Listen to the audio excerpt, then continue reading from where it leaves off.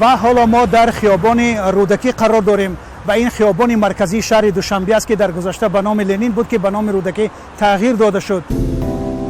از خیابان رودکی به باغ رودکی به نام استاد رودکی عبور میکنیم که در کنار راستی پراسپکت رودکی قرار دارد که به این یادآور میشم که در گذشته هم این باغ به نام لنین بود. دلکشترین باغ‌هایی که در مرکز شهر دوشنبه است باغ استاد رودکی است که از فواره‌های زیبا و مختلف و از درخت‌های سرسبز عبارت میباشد.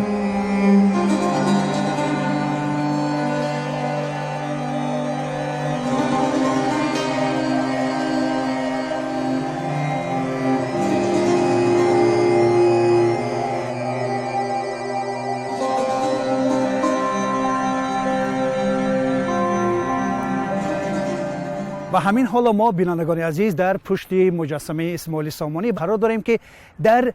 پشت آن و آنچنانی که حالا ما میبینیم یک میدانی با شکوه تاجیکستان قرار دارد که در اونجا پرچم ملی 165 متر است که یکی از پرچم‌های بلندترین جهان محسوب می‌شود و در کنار آن ما قصر ملت تاجیکستان را می‌بینیم که در این قصر یا در این بنا اصلا ملاقات‌های سطح عالی تاجیکستان صورت می‌گیرند و در کنار این گرب تاجیکستان یا اینکه نشانه تاجیکستان را می‌بینیم که بر روی ستون گذاشته شده است و این یکی از